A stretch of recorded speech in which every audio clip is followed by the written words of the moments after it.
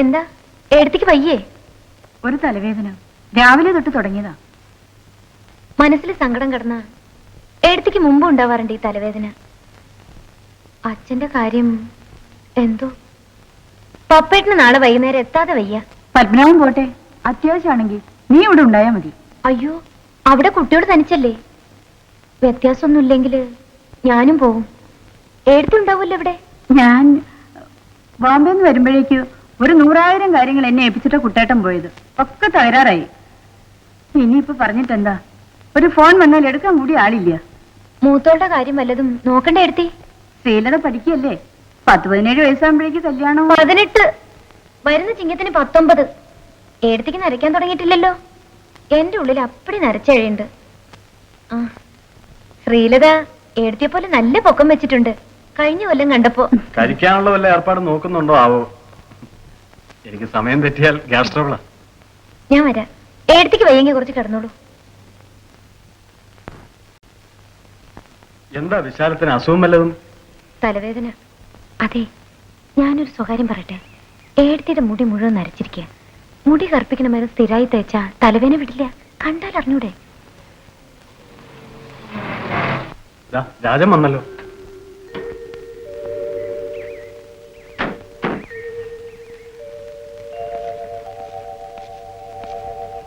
ബോധമുണ്ട്.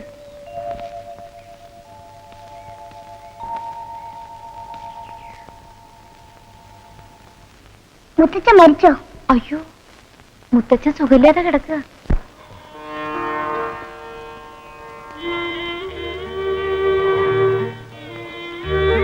മാഷേ, രാജനൊക്കെ വന്നുണ്ട്.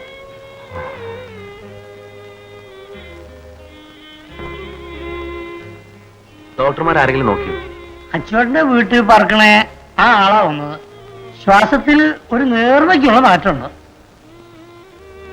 കുറച്ചു നേരമായോ എത്തിയിട്ട്? ഫോൺ കിട്ടിയ ഉടനെ പുറപ്പെട്ടു. അവിടെ വന്നപ്പോ ഹെൽത്തിന് ഒരു തകരാറും ഇല്ല. അതിപ്പോ ഒരു 4 മാസമായിട്ടുണ്ടാവും അല്ലേ?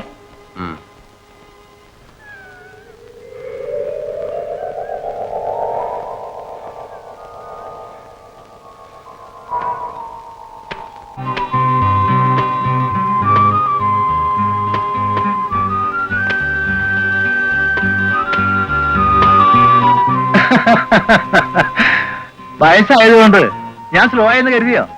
എടോ, ഇത് പഴയ മണ്ണാണ്. കേട്ടടി.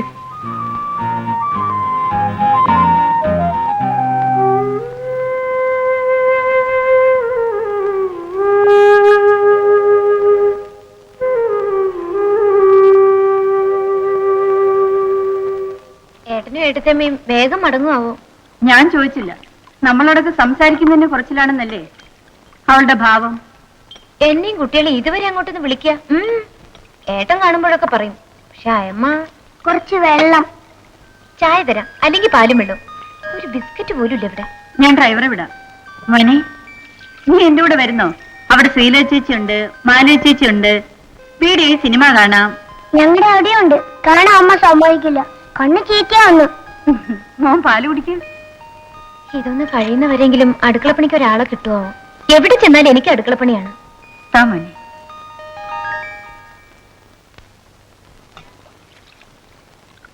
ഏടത്തിയമ്മയുടെ ചെയിനിലെ വെള്ളക്കല്ല് നോക്കിയോ? ഡയമണ്ടാ. ഞാൻ നോക്കിയില്ല. ഞാൻ ജോലിസ് ഒന്നും ഇപ്പൊ പുറത്തെടുക്കാറില്ല.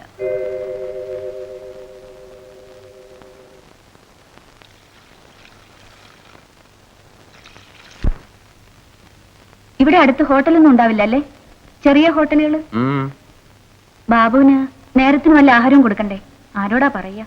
അടുക്കളയുണ്ട്, സാധനങ്ങളുണ്ട്. അവനവൻ ഉണ്ടാക്കി കൊടുക്കണം. ഇടയ്ക്കൊക്കെ അങ്ങനെയാവാം. കുറെ ചേഞ്ച്. അച്ഛൻ ഇങ്ങനെ തന്നെ കിടക്ക വെച്ചാൽ നമ്മളിവിടെ നിന്നിട്ട് എന്താ കാര്യം? നഴ്സിംഗ് അറിയാവുന്ന ആരെങ്കിലും നിർത്തിയാ പോരെ? അല്ലെങ്കിൽ ഒരു ആംബുലൻസ് വിളിച്ച് അവിടെ അടുത്ത് വല്ല പ്രൈവറ്റ് ഹോസ്പിറ്റലും കൊണ്ടുപോകും. ഞാൻ മുറ്റത്ത് പോയി കളിക്കട്ടെ മമ്മി? ഇതേതാ കുട്ടികള്? അടുത്ത വീട്ടിലെ കുട്ടികൾ ആരെങ്കിലും ആവും. അവരെ പേടിപ്പിക്കണ്ട. പടക്കലെ കുട്ടികളാ? അതെ. നമ്മുടെ പഞ്ചായത്ത് മെമ്പറുടെ പേരക്കുട്ടികളാ. നീ പുസ്തകം വല്ലതും എടുത്തോ? ഇങ്ങനെ ക്ലാസ് മിസ് ചെയ്താൽ? ഡിഗ്രി ഫൈനൽ ഇയർ ഒന്നും അല്ലല്ലോ, സാരമില്ല. നമ്മൾ എന്നാ പോവാ? നിനക്കും തുടങ്ങിയോ തിരക്ക്? ബിസി. വന്നവർക്കൊക്കെ വെരി ബിസി. പൊയ്ക്കോ.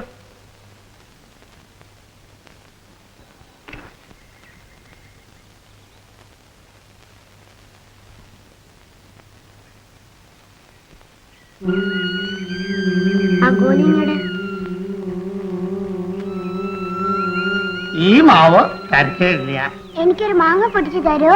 മായില്ല കുട്ടിയെ, ഇത് കായ്ക്കുന്ന മാവല്ല. അതല്ലേ ഇതിനെ വെട്ടാൻ ആലോചിക്കണം. ഇത് മതിയുടെ. ഓ മതി. എന്തിനാ ഈ മാവ് വെട്ടണേ? മുത്തശ്ശൻ മരിച്ച ദഹിപ്പിക്കണ്ടേ? മാവിന്റെ പറഞ്ഞോണ്ടല്ലേ മരിച്ചവരെ ദഹിപ്പിക്കുക. വേറെ ഇത്തിരി ജാസ്തിയാവും. ഓ സാറില്ല. മരിച്ചാ പിന്നെ എന്താ ഉണ്ടാവാ? മരിച്ചാ പിന്നെ ദഹിപ്പിക്കന്നെ. സുഹൃതം ചെയ്തവര് സ്വർഗത്തിൽ പോവും, പാപികള് നരകത്തിൽ. മുത്തച്ഛ എങ്ങോട്ടാ പോവാ? മുത്തശ്ശൻ 1-ാം നമ്പർ ആളല്ലേ, സ്വർഗത്ത് തന്നെ. മുത്തശ്ശൻ മരിച്ച അടിയന്തരം പൊടിക്കും. മോൻ അതൊക്കെ കഴിഞ്ഞിട്ടല്ലേ പോവാ. ഓ വായു ഇളകിന്നാ തോന്നണത്.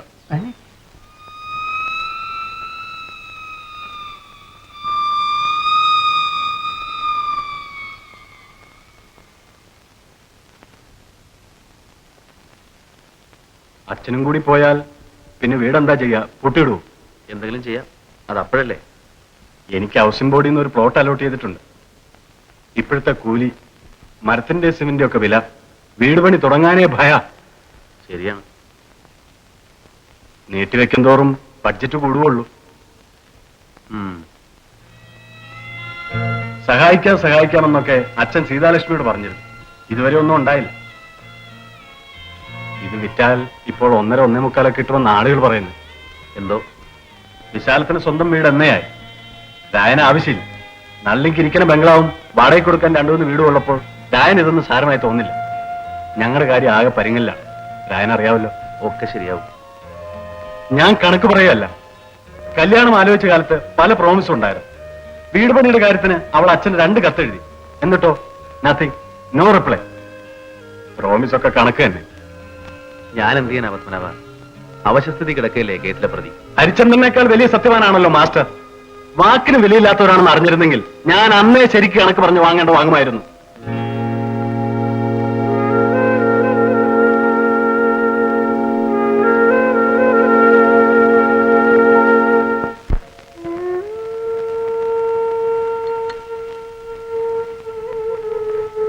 കുറച്ചകത്ത് പോയി. നീ അപ്പുറത്ത് പോ. എനിക്കും കാണണം. എന്ത് കാണാൻ?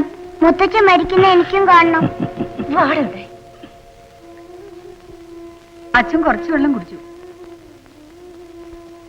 നിങ്ങൾ അടുക്കളയിലേക്കല്ലേ? ഞാൻ ഒരാൾ ഒറ്റയ്ക്ക് എന്താ ചെയ്യാ? ഇവിടെ എടുത്തിരുന്നു. വരൂ.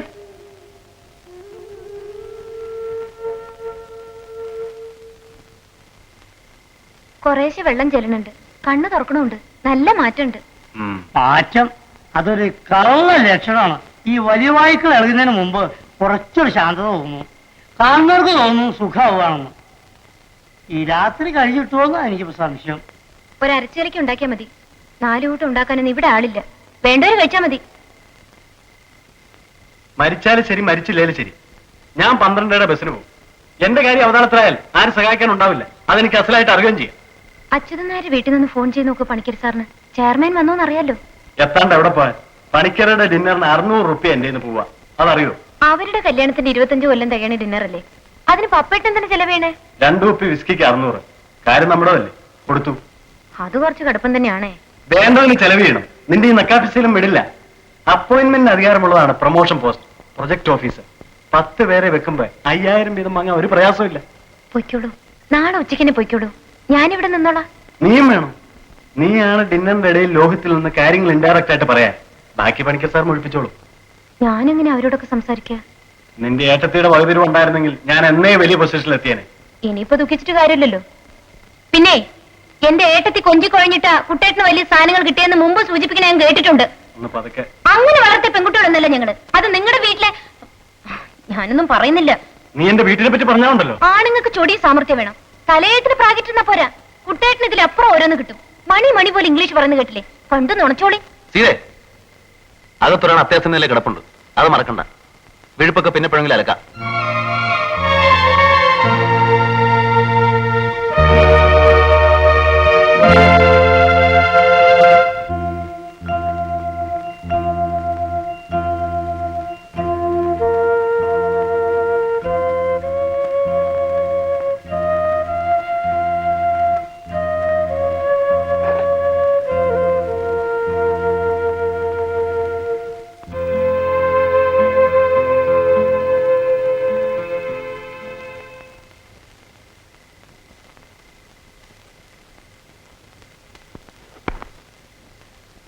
ഏടത്തി കിടന്നോളൂ.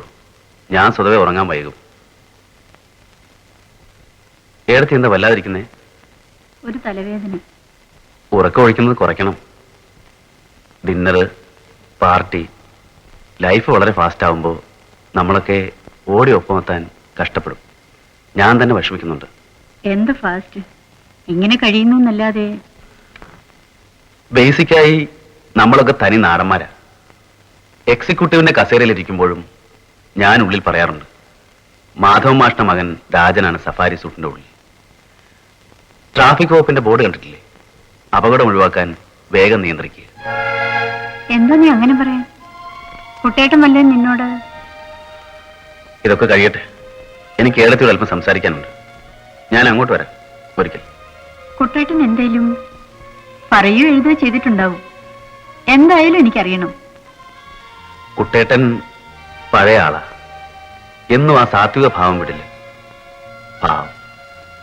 കുട്ടേട്ടൻ ഒന്നും പറഞ്ഞിട്ടല്ല. ആരാ പറഞ്ഞത്? എന്താണ് എന്നെ പറ്റി പറഞ്ഞത്? അതാണ് എനിക്കറിയേണ്ടത്. ഇടയ്ക്ക് ഓരോന്ന് കേൾക്കും. ഉദ്യോഗസ്ഥന്മാര് അങ്ങോട്ടും ഇങ്ങോട്ടും ടൂർ പോകുന്നവരല്ലേ. വീരസാഹസങ്ങൾ ഇരുന്ന് പറയും.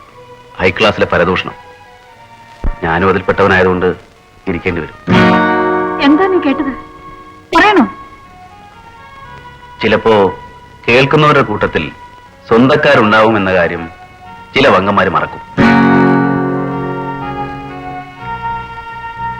അതിശയോക്തി തട്ടിക്കഴിക്കാം. എന്നാലും കേൾക്കുമ്പോ വിഷമം തോന്നും. കേട്ടിരിക്കുന്നതിൽ അനിയനുണ്ടെന്ന് പറയുന്നവനറിയില്ലല്ലോ. ആരാ പറഞ്ഞത്? എന്നെപ്പറ്റി ആരാ പറഞ്ഞത്? പതുക്കെ. ഞാനത് ഇപ്പൊ പറയണമെന്ന് ഉദ്ദേശിച്ചതല്ല. പക്ഷേ നേരത്തെ അറിഞ്ഞാൽ അത്രയും കരുതിയിരിക്കാമല്ലോ ഏട്ടത്തേക്ക്. നോൺസെൻസ്, ശുദ്ധ നോൺസെൻസ്. ഏത് ബ്ലഡി റാസ്കലാണ് പറഞ്ഞത്? എന്താണ് പറഞ്ഞത്? പതുക്കെ. നോക്കൂ, സൊസൈറ്റി ഡ്രിങ്കിങ് ചിലപ്പോഴൊക്കെ വേണ്ടിവരും. താജിലെ ക്രിസ്റ്റൽ റൂമിൽ കോക്ടെയിലിനിരിക്കുമ്പോഴും നമ്മളൊക്കെ മാധവ മാഷ്ട മക്കളാണെന്ന വിചാരം ഉള്ളിലുണ്ടായാൽ മതി. ആരുടെയൊക്കെയോ സുഹൃതം കൊണ്ട് അല്ലെങ്കിൽ ആക്സിഡന്റലായി എവിടെയൊക്കെയോ എത്തിപ്പെട്ടു എന്ന് തോന്നിയാൽ വളരെ നല്ലത്. ഓ, നളിനിയുടെ ഫ്രണ്ട്സ് പറഞ്ഞതാവും. അയ്യോ അല്ല, നളിനിക്ക് അവളുടെ സ്വന്തം കാര്യം നോക്കാൻ തന്നെ സമയമില്ല. ഭർത്താവിന്റെയും മകന്റെയും കാര്യം നോക്കാൻ ഒട്ടും സമയമില്ല. പിന്നല്ലേ ബന്ധുക്കളുടെ കാര്യം. ഷീസ് ഇന്നസെന്റ്. കുട്ടേട്ടന്റെ കൂടെ ചിലപ്പോ ഡിന്നറിന് പോകും. അപ്പോ ഡ്രിങ്ക്സ് കഴിക്കില്ലെന്ന് ഞാൻ വ്രതമൊന്നും വെക്കാറില്ല. വ്രതം പാടില്ല, ഗുഡ്. പക്ഷേ 2 പെഗ് കഴിഞ്ഞാൽ ചിരി, 3 കഴിഞ്ഞാൽ പാട്ട്, 4 കഴിഞ്ഞാൽ ഇരിക്കാൻ ക്ഷണിച്ചാൽ കിടന്നോളും എന്ന് പറയിപ്പിക്കരുത്. വാചകം എന്റെ അല്ല.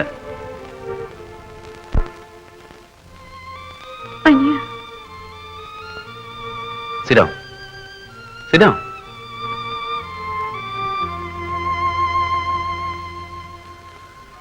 PRSന്റെ ചാപ്റ്റർ മീറ്റിംഗ് ഞാനും ഇരിക്കേണ്ടി വന്നു. അത് കഴിഞ്ഞൊരു ഡിന്നർ. അവിടെ വന്ന് ഒരുത്തന്റെ വക വിസ്കിയുടെ പുറത്തെ കഥകൾ, പെണ്ണുങ്ങൾ അയാളെ കണ്ട് മോഹിച്ചു വീണ വീരകഥകൾ. ഒരു അപ്സ്റ്റാർട്ട് കുട്ടേട്ടന്റെ കമ്പനിയിൽ നിന്ന് ഒരുത്തൻ, പേര് ഗോപിനാഥ്.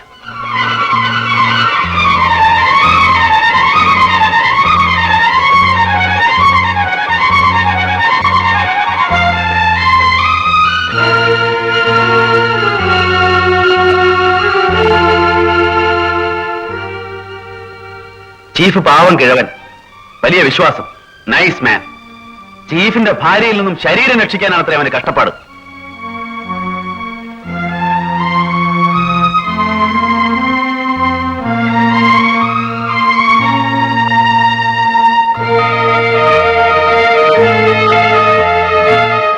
Take it easy. എടുത്തി ഫ്രണ്ട്ഷിപ്പ് കാട്ടുന്നത് തെറ്റിദ്ധരിക്കും ചിലർ. ഇല്ലാത്തത് അപവാദമാക്കി പറയും സ്വന്തം മേനി കാട്ടാൻ. ഞാനിത് ഇപ്പോഴെങ്കിലും പറഞ്ഞില്ലെങ്കിൽ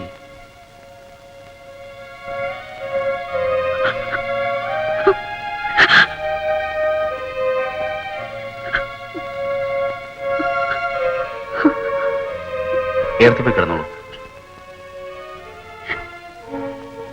കിടന്നോളൂ.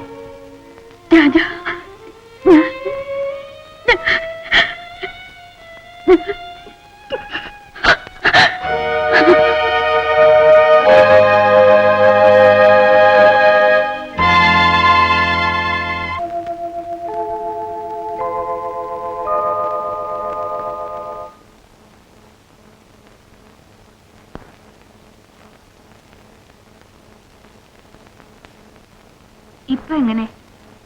അച്ഛൻ ഡിസ്റ്റർബൻസ് ഇല്ലാതെ ഉറങ്ങുന്നുണ്ട്. ഏട്ടത്തിയോട് ഞാൻ ഇപ്പൊ ഒന്നും പറയണില്ല. എന്ത്?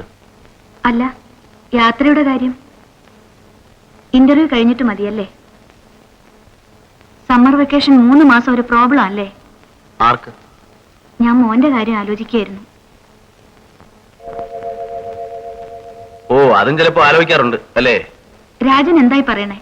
2 കൊല്ലത്തെ ഫെലോഷിപ്പ്, അതും ഹാർവാർഡില്. അത് കിട്ടിയാൽ നിസ്സാരമായി വേണ്ടെന്ന് വെക്കണമെന്നാണോ ഈ പറഞ്ഞുകൊണ്ട് വരുന്നത്? കിട്ടിയെന്ന് ഉറപ്പായിട്ടില്ല. ആവോ. ഇന്റർവ്യൂവിന് വിളിച്ചപ്പോൾ തന്നെ ശാപം തുടങ്ങിയിരിക്കുന്നല്ലോ. ദൈവം കണ്ടു. No, you are mistaken. ഞാൻ എന്തിനു ശപിക്കണം? ഫെലോഷിപ്പ് കഴിഞ്ഞാൽ അവർ അവിടെ തന്നെ ഒരു പോസ്റ്റ് ഓഫർ ചെയ്തെന്ന് വരും. നാളെ അത് ശരിക്കും അർഹിക്കുന്നു. MSc first class first rank, 2 കൊല്ലത്തെ research experience, brilliant records, brilliant. ഇനിയും ഒരുപാട് നേട്ടങ്ങൾ ഉണ്ടാവട്ടെ. അപ്പോഴേക്ക് രാജന് പറ്റിയ വല്ല പോസ്റ്റും അമേരിക്കയിൽ കിട്ടിയാൽ വരാമല്ലോ. എത്ര ആളുകൾ അവിടെ സെറ്റിൽ ചെയ്ത് സ്ഥിരതാമസമാക്കുന്നുണ്ട്. എനിക്കിപ്പോഴുള്ളതൊക്കെ ധാരാളം മതി. വളരെ പരിമിതമാണ് മോഹങ്ങൾ. ആഗ്രഹിച്ചതിലധികം കിട്ടിയെന്ന് പലപ്പോഴും തോന്നിയിട്ടുണ്ട്. അസിസ്റ്റന്റിന്റെ പണിക്ക് വന്ന ആളെ ഓഫീസറാക്കിയതിന് മരിച്ചുപോയ എന്റെ അച്ഛനെ ശപിക്കുന്നില്ലല്ലോ. അത് അച്ഛന്റെ ഗ്രേറ്റ്നെസ് ആയിരുന്നു. ആളുകളെ അളക്കാൻ അച്ഛന് കഴിയും. അളവും പിന്നെ കണക്കും. കണക്ക് കൂട്ടുന്നതിലായിരുന്നു കൂടുതൽ വൈദഗ്ധ്യം.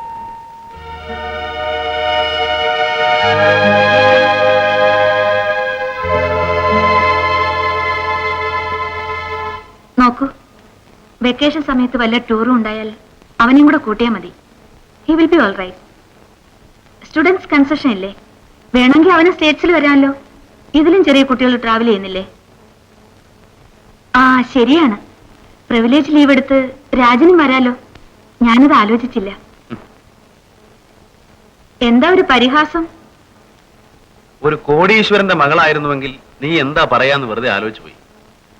ശനിയും ഞായറും അങ്ങോട്ട് വരാലോ. അങ്ങോട്ടെന്ന് വെച്ചാൽ അമേരിക്കയിലേക്ക്. നാടൻ ശൈലിയിൽ പറഞ്ഞാൽ സംബന്ധത്തിന്. ഭാര്യയ്ക്കൊരു ഭാഗ്യം വരുമ്പോ അസൂയ തോന്നുന്ന ഒരാളെ ഞാൻ ലൈഫിൽ ആദ്യമായിട്ടാണ് കാണുന്നത്. വിശ്വസിക്കാൻ പ്രയാസം. അസൂയല്ല, വിശ്വസിച്ചോളൂ.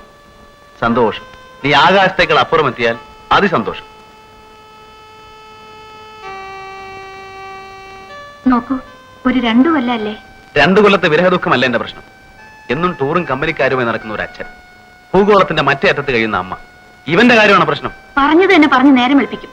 വെക്കേഷൻ മാത്രമാണ് പ്രോബ്ലം. അടുക്കള പണിയും കുട്ടിയെ നോക്കലും മാത്രമാണ് സ്വർഗമെന്ന് കരുതുന്ന ചിലരുണ്ടാവും. ചിലർ. അതത്ര മോശമായ കാര്യമൊന്നും എനിക്ക് തോന്നിയിട്ടില്ല. അങ്ങനെ ഒരുത്തി മതിയായിരുന്നു എന്നിപ്പോ തോന്നുന്നുണ്ടോ? എന്റെ തെറ്റല്ല. Selfish, ungrateful, hypocrite. മുത്തച്ഛൻ മരിച്ചോ?